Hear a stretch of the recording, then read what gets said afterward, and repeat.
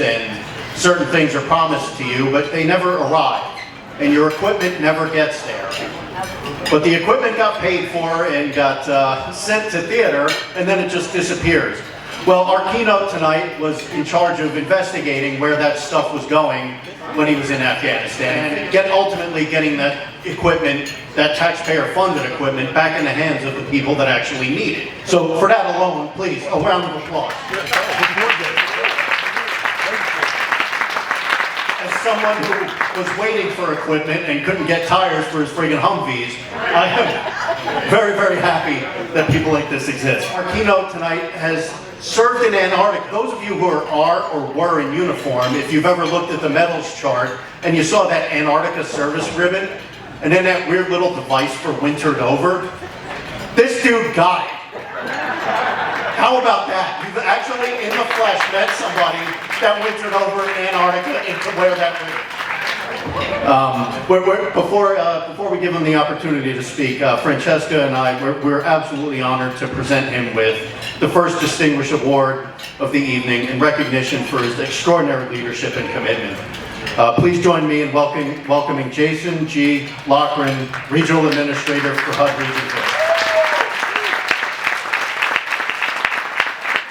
I've been holding on to this badge that I got there in 2012, and I want to give it to you, my friend, for your love and support. And that's what tonight's about, right? Giving back to others, recognizing that we do this together, and that we're not alone. So speaking of not being alone, I'd like to start the night off with a roll call for our branches. This is not a competition, guys.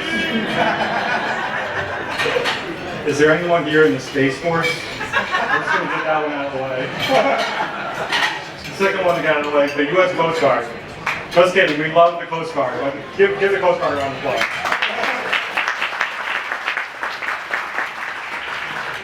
All right, my alma mater, U.S. Navy. Give me a hoorah.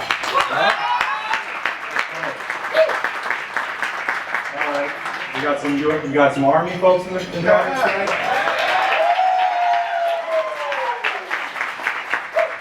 All right, in the Air Force. What about those folks that work in the Navy? The Marine Corps? I'm just playing. Come on, show us some love, Marine Corps.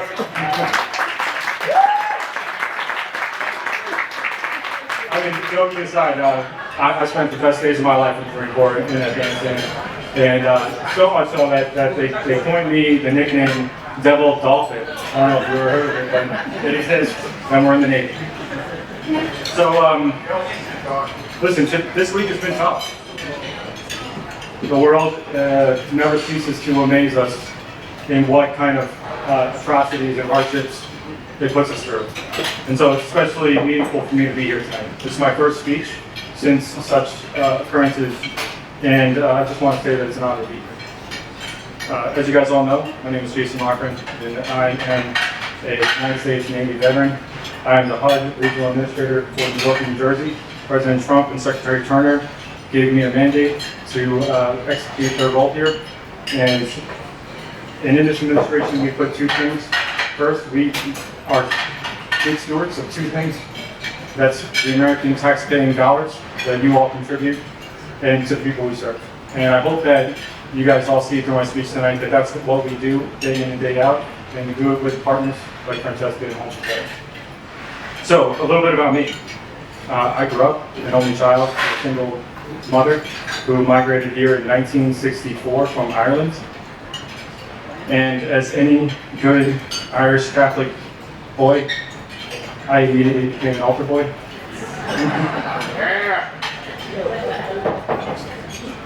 And there's a part of Mass today that I wanted to talk about. Well, it's a part where the priest says, "Let us offer one another a sign of peace." Are you guys all familiar with this? Yes. Are there Christians and Catholics in the room today?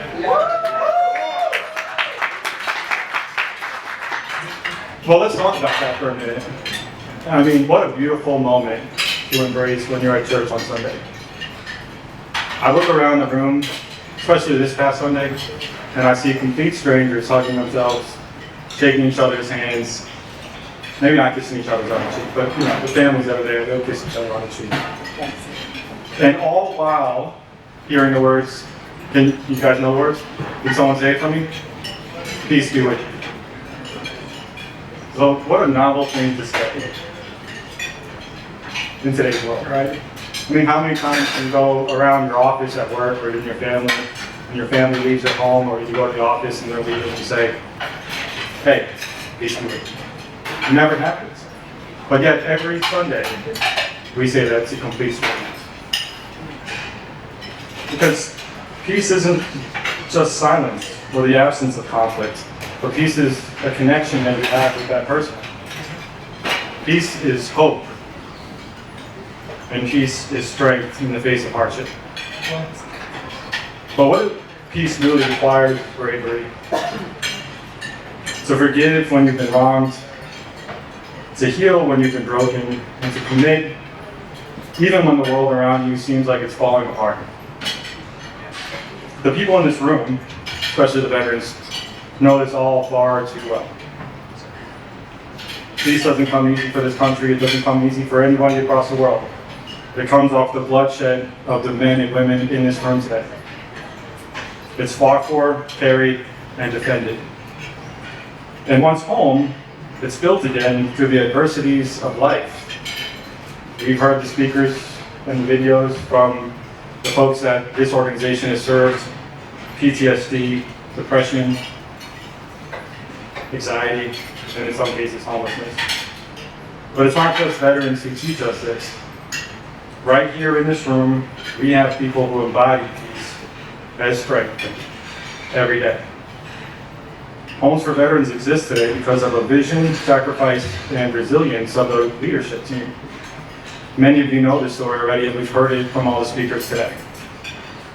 Douglas was an incredible man. And we all know that his life was cut short. And just like in life, devastating things happen, and we all have a choice. Joanne, are you here? Obviously you're here. Can you please stand up? Joanne is the wife of the husband.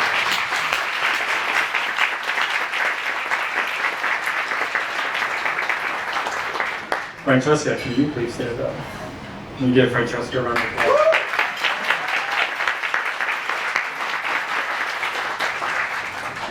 So those two incredibly strong women had gotten terrible news.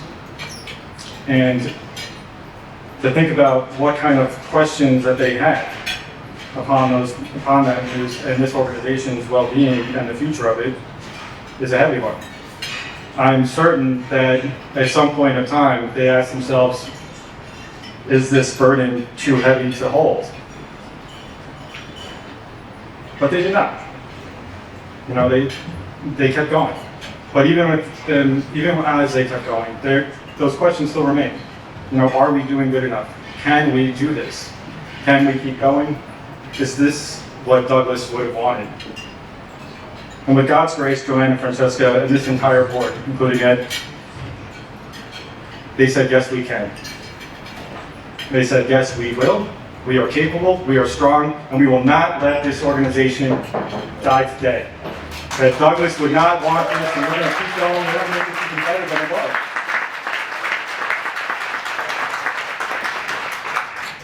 So with that bravery and strength, Francesca, Joanne, and the whole board, they continued this mission.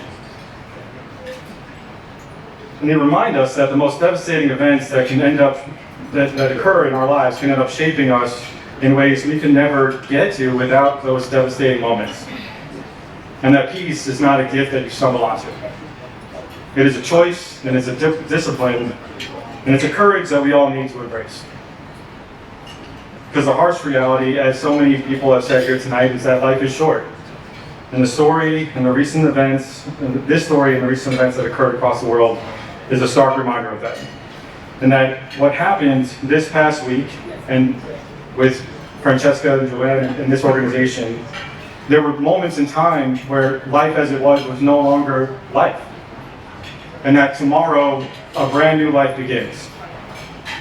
And so, for all of you in the audience today that know Francesca and Joanne, I'm asking all of you to take action, I guess I could say. Make a commitment today.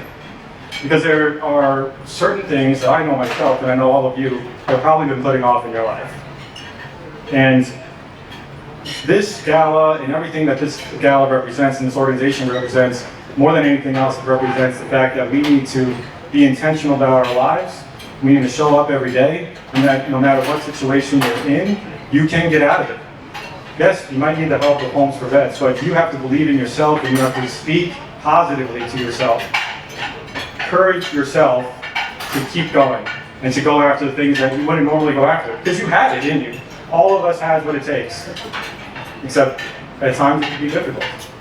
And bills rack up, and work gets in the way, and maybe another thing happens, but time and time again, you're going to see this. So if you're thinking about starting a business that you've been postponing for a long time, tomorrow's the day to do it. If you're thinking about going back to school to get a degree that maybe you need to pursue the goals and passions that give you life every day, go do it. If there's someone that you haven't spoken to, that you guys may have had a conflict or some issue that's gotten in the way, certainly politics have done that, don't let those things get in between you and people. We all have what it takes to move forward. You just have to be courageous enough to step into it, be a little uncomfortable, but prioritize it and make it happen. So tonight is just not just a gala. Tonight is about you guys and making a difference. And tomorrow, starting the life that you want to live, not what the life that you have been living. So to give, to act, to commit, next month, not next year, but now. I need you guys to all commit to now, because life is too short. At HUD, that's what we do. We're watching tape every day. You guys familiar with Secretary Kerner? He's a football player. He played in the NFL. And he tells this story that I love very much. He says to me, and everybody speaks, not just me, but in my mind, it's just me. He said, sometimes on Sunday, when you're on the field, you're hustling, you're making that play. And you did it. You go back to the sidelines, you rest up, you go back in, you play again. Now Monday, you watch the tape and you're like, oh shoot, I did not do that at all. That was not at all the play that I thought I ran in my head. But the truth is, we all need to watch tape. We all need to watch the tape. And in HUD, that's what we're doing every day. We're watching tape every day. Point being is that sometimes when you think you're doing the thing that you need to do to succeed in life, you're not. Maybe you just get a little comfortable. But back to the conversation about today being the last day of being comfortable, tomorrow you get uncomfortable. Because that's what HUD's doing. We're getting uncomfortable. We're having uncomfortable conversations with taxpayers. We're having uncomfortable conversations with organizations that receive federal taxpayer dollars. And just like that wonderful friend here, Herb, who introduced me today, talking about all the money that we spent in Afghanistan, we're going to be looking at every penny spent in New Jersey. Not a single penny will be spent in this state that doesn't go to the people that need it the most. And that's what we're committed to.